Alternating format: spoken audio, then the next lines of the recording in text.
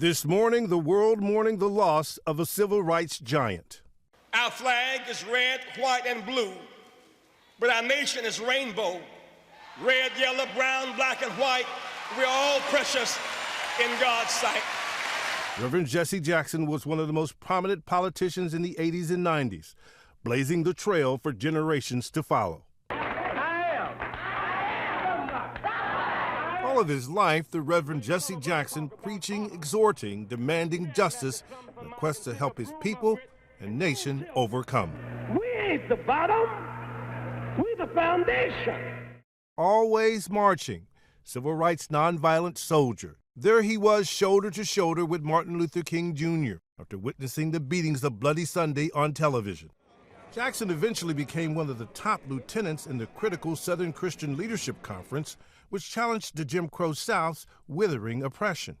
A witness to history, he was there on that fateful April evening when King was struck down by an assassin's bullet. After a leadership struggle with King's successor, Reverend Ralph Abernathy, Jackson split from the SCLC and formed a new organization, People United to Save Humanity, PUSH. Beautiful.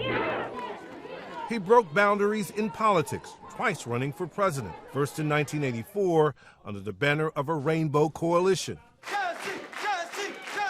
In 1988, he was, for a time, the Democratic Party's frontrunner for the presidential nomination, before eventually losing the nomination to Massachusetts Governor Michael Dukakis. I'd rather go down in the stirring fight than drowse to death at the sheltered shore. At times, he was a spiritual advisor.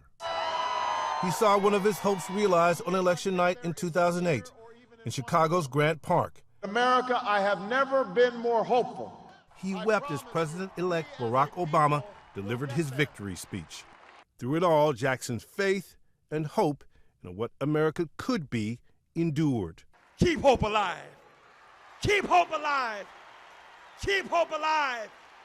I love you very much. Pierre Thomas, ABC News, Washington.